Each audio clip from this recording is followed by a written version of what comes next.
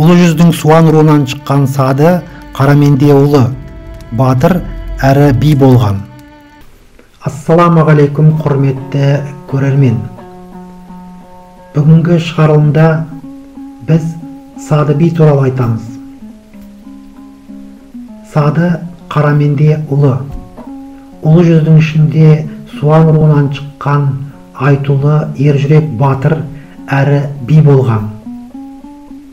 Қазақ шежірешісінде оның ата тегі Бәйдібек би, одан Жарықшақ, одан Албан Суан Дулат таралатыны белгілі.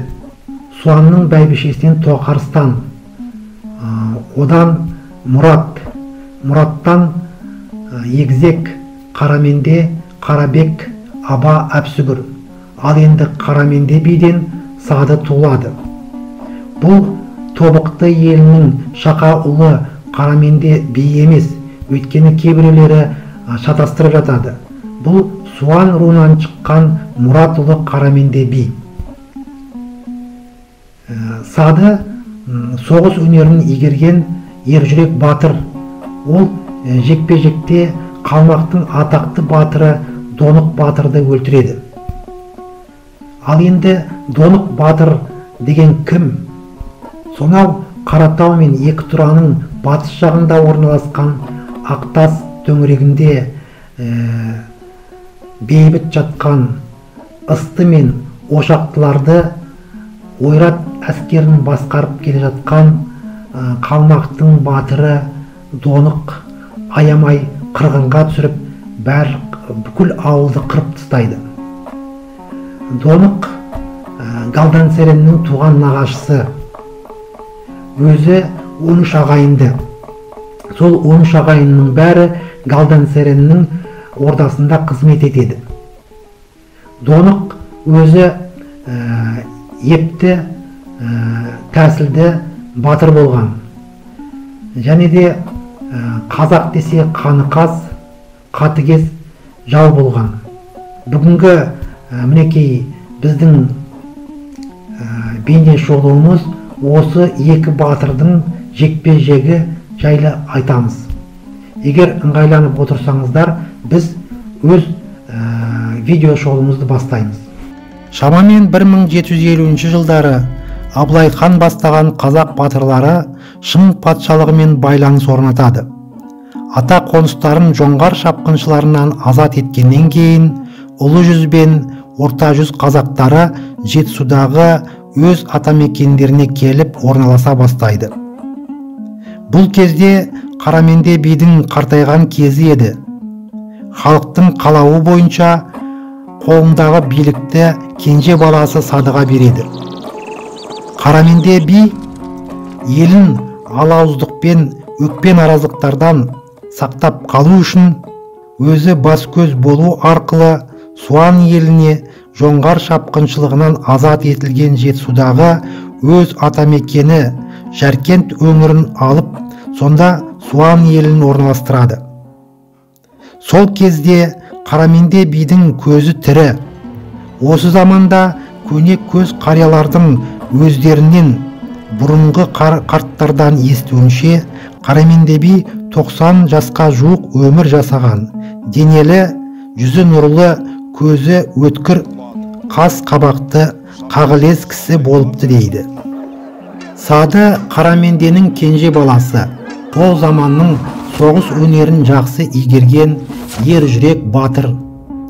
Ол Қалмақтың атақты батыры Донықты жекпе-жекте өлтірген. Оның батырлығына қызығып тәнті болған Қалмақ ханының тұқымы Әмір Сана өзінің қыздарының бірі Жаңыл Сананы Садыға тоқалдыққа жасау жабдығымен ұзатады. Жоңғар жойқыны жылдарында ереуіл атқа ер салып, толар сақтай саз кешкен ержүрек батырлардың алдыңғы легінде Қараменде баласы Сады батырдың аты ерекше аталады. Бүкіл ғұмыры шаңды жорықтарда өткендігінен болар, оның аты аңыз әңгімелерде көп кездеседі. Садының өмір сүрген кезеңі де қазақ халқы үшін өлім мен өмірдің арасында күн кешкендей алма-ғайып заман болатын. Батысында отаршылдықтың дәмін татып үлгерген Ресей империясы кеуделеп, шығысында өзін аспан астының әміршісіне балайтын Қытай империясы айдаһардай ысқырып тұрған кез болатын. Әсіресе көшпелі өмір салты ұқсас, мекен тұрағы жапсарлас, жоңғар хандығы аталған ойраттардың саяси бірлестігі аш бүйірімізге шаншудай қадалды. Осынау тарихи жағдайды сол кездің дуалы ауыз ақыны бір ауыз өлеңмен былай суреттейді. Былай барсаң қоқан бар, қоқаңдаған әкең бар, былай барсаң қалмақ бар, күшіңді еппен алмақ бар, былай барсаң Қытай бар, жапырағыңды бұтай бар, былай барсаң орыс бар, балаңды берсең қоныс бар, деп бір шумақ өлең аясынан сол кездің ахуалы ғана сиып тұрған жоқ, сонымен бірге қазақтың кең сахарасына көзін қадаған елдердің дипломатиялық талғам тәсілі мен басқыншылық тактикаларда айқын аңғарылады. Осынау аш бөрідей анталаған елдердің ішіндегі ең қауіптісі жоңғарлар болатын.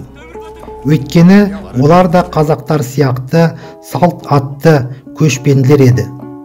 Адамзат баласына техника әлі қолқанат бола қоймаған заманда ат үстіндегілердің рухы отырықшыларға қарағанда әлде қайда биік тұрды. Бұл жағдайды империялық зымияндықтың жілігін шағып, майын сорған Қытай мен Ресей өте жақсы білетін. Отты қаруға қолдары жеткеніне қарамастан, кең даладағы көшпенділермен соғысу олар үшін желмен соғысқандай құры әурешілік болатынын жақсы түсінген. Сондықтан да олар адам қолынан келер қулық сұмдықтың бәрін қолдана отырып, көшпелі елге көшпелі елді айдап салды. Міне, қазақ пен қалмақ арасындағы бір ғасырға созылған соғыс өрті осылай тұтанды. Соның нәтижесінде жоңғарлар жер бетінен жоғалып кетті. Сол кездегі заманның салты бойынша соғыс басталардан бұрын екі жақтың батырлары үш кезек жекпе-жекке шығарылатын болған.